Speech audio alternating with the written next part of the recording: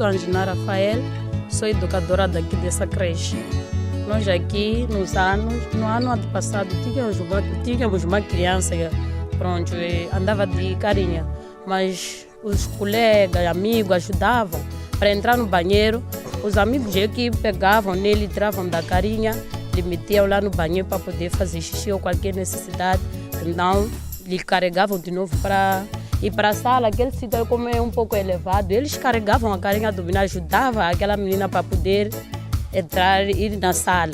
E quando chegasse na sala, assim, também ajudavam para poder entrar na sala, carregavam aquela carinha com os amigos mesmo, e que ajudavam. Então, outra coisa, por exemplo, temos um caso de uma criança na sala, por exemplo, que não fala e que não ouve. Nós temos que saber lidar com aquela criança. Nós aqui na Massaba, aqui na escolinha da Casa do Gaiato, nós ajudamos crianças assim, porque como o técnico dizia que precisava assim, de um professor próprio para esse tipo de coisa.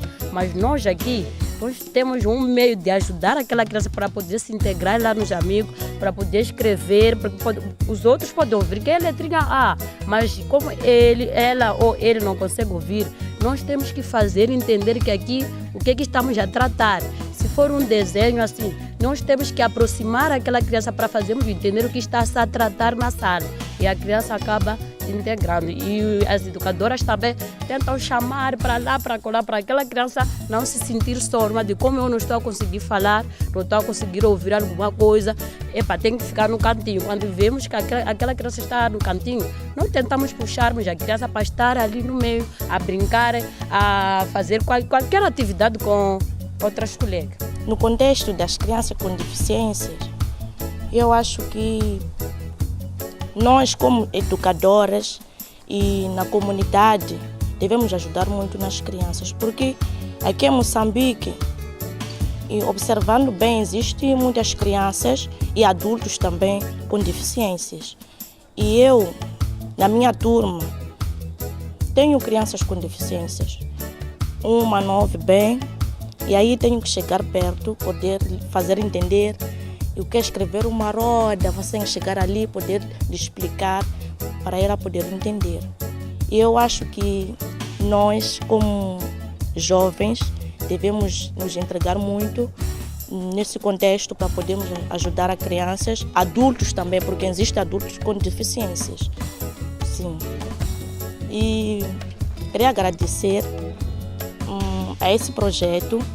Eu acho que é muito importante, não acho, tenho a certeza, porque ajuda-nos a expressar alguns sentimentos, né? Sim. Eu, na minha comunidade, tenho visto uma criança paralítica que não anda, mas essa criança vai à escola. Na verdade, eu nunca vi essa criança com pessoas mais adultas, mas sempre essa criança tem recebido apoios dos colegas na escola. Eu sempre me cruzo com ela quando volto da escola. Levam essa criancinha para a escola, nos sábados. Às vezes vejo, levam essa criancinha, às vezes me encontro com ela aí no campo. E tenho acompanhado também uma situação de uma moça que é muda, não fala. Mas ela vai à escola, ela não ouve bem. Sim, para ouvir ela tem dificuldades para ouvir. Mas já há um tempo que eu conversava com ela, eu perguntava certas coisas sobre o que ela estuda, o que ela tem visto na escola. Sim, ela escrevia o que ela consegue ver na escola. Então, certas coisas eu não conseguia entender como ela dizia para mim, mas dizia que certas coisas ela não consegue entender. Então, eu não conseguia, na verdade, como me dar com ela, como me comunicar com ela. Mas depois conhecemos uma outra pessoa que sabia como se dar com ela. Falava com ela, fazia-lhe entender como que ela tem que dizer se não entende algo, alguém. Então, ela dizia. Então, eu acho que na minha comunidade apoiam crianças deficientes. Me comunicar com uma criança deficiente, por exemplo, tenho uma aí,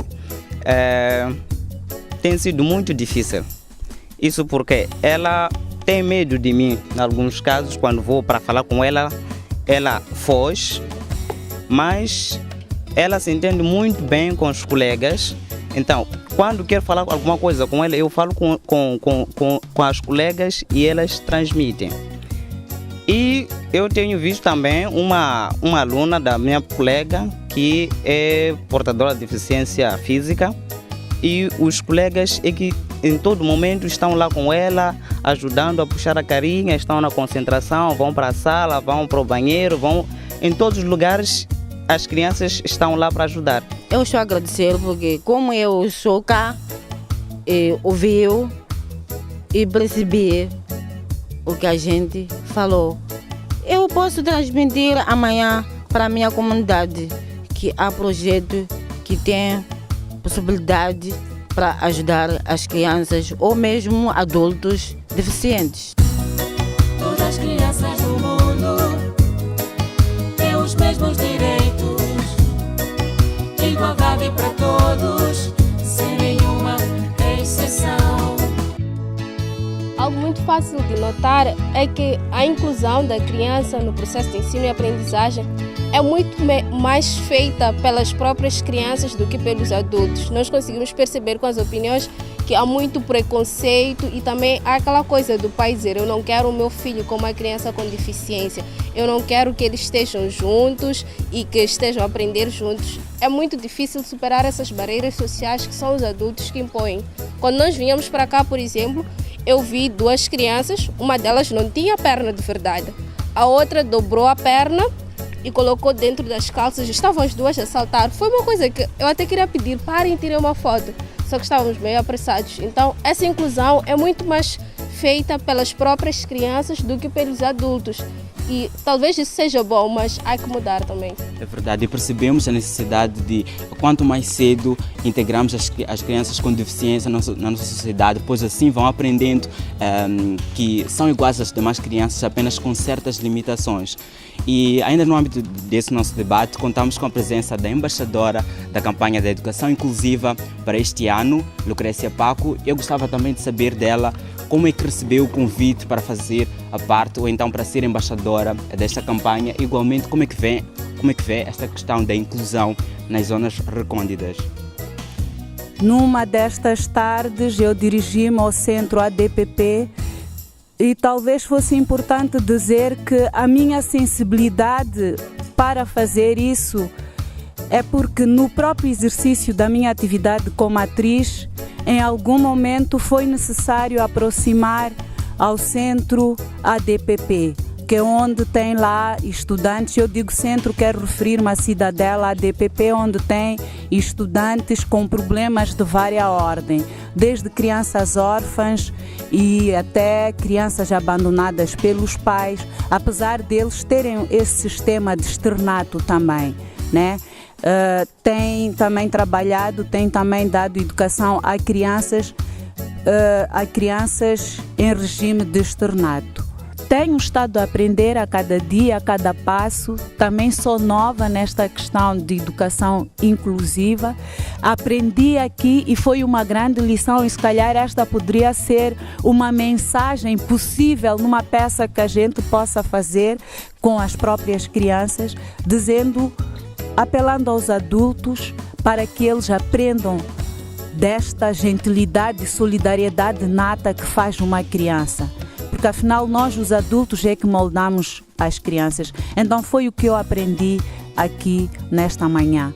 Estivemos aqui com a Lucrécia Paco, ela que esteve a deixar o seu contributo acerca de principalmente como é que ela recebeu o convite para ser embaixadora deste projeto, da campanha de educação inclusiva para o ano de 2014, que é um projeto do Movimento de Educação para Todos em parceria com várias outras organizações.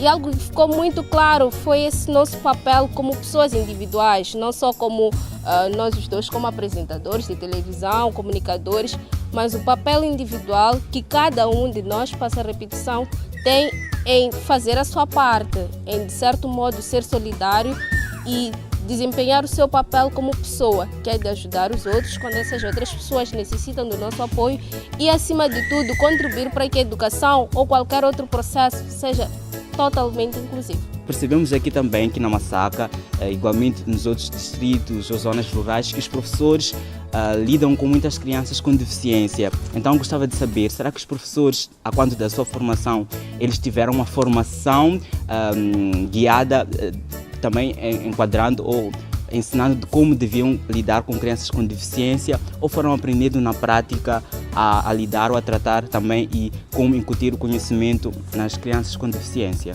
Porque nós temos de perceber que não é só um papel da sociedade em geral, tem aquele papel específico do educador, do professor dentro da sala de aulas, de fazer com que a educação já que é inclusiva, vamos incluir as crianças, vamos fazer com que elas aprendam do modo certo e do mesmo modo, de uma forma geral.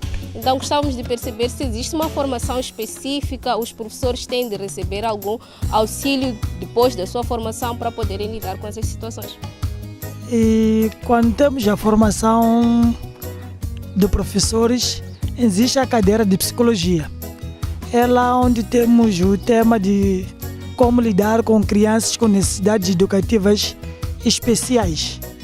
Então, claro que essa formação não é suficiente para lidar com determinadas deficiências, porque uma coisa é formação, mas outra coisa é a realidade, são as condições que lá no terreno existem. Então, aprendemos lá a nível da formação, mas também com a prática, como lidar, interagindo também com os colegas. Não estamos suficientemente satisfeitos, queremos mais, porque a nível da formação, só a nível da cadeira de psicologia ou do módulo de psicologia. Mas a Universidade Pedagógica, por exemplo, forma muitos professores em psicologia escolar. Mas para onde vão esses professores? Qual é o enquadramento desses professores que fazem a formação em psicologia escolar? Então, se o Ministério da Educação, que está aqui representado, e direcionasse esses professores que têm a formação em psicologia escolar, que não para dar uma cadeira qualquer, que pudesse dar apoio em todas as escolas, ou talvez em cada escola tivéssemos um psicólogo escolar, porque acho que a Universidade Pedagógica já formou psicólogos suficientes, que pode não ser para todas as escolas, mas talvez em cada ZIP nós tivéssemos um professor, um psicólogo escolar, que pudéssemos, a nível das capacitações que são realizadas, que esse psicólogo escolar pudesse também orientar. Já há um passo, porque já temos um técnico da área de educação inclusiva, mas queremos mais. Eu, por exemplo, estou a fazer o 2º ano de educação de infância na Universidade Pedagógica. Lá temos uma cadeira chamada Necessidades Educativas Especiais. Bom, nós lá aprendemos o que quer dizer necessidades educativas especiais. Lá nos dão bases de como receber, por exemplo, essa criança que é portadora de qualquer deficiência, mas não é uma formação assim segura, rígida, que nós podemos nos inclinar a ela. É quase primeiros socorros que nós podemos fazer como professores. E também, voltando um pouco para trás, ouvi a colega a dizer que há crianças aqui na creche que ajudam outra criança. Ouvi outras colegas também, professores, a dizer que na comunidade da Massacra, crianças ajudam-se entre elas. Então, eu queria fazer um apelo para nós, como professores, educadores de infância, assim como pais encarregados de educação, no âmbito do apoio da criança portadora de deficiência. Em fazer o quê, por exemplo? Dentro da sala de aulas, se nós notarmos que temos uma criança com qualquer tipo de deficiência, tendo em nossa mente que toda criança tem mesmo direito, tem todos os direitos que a outra criança que chamamos normal tem. O que é que temos que fazer?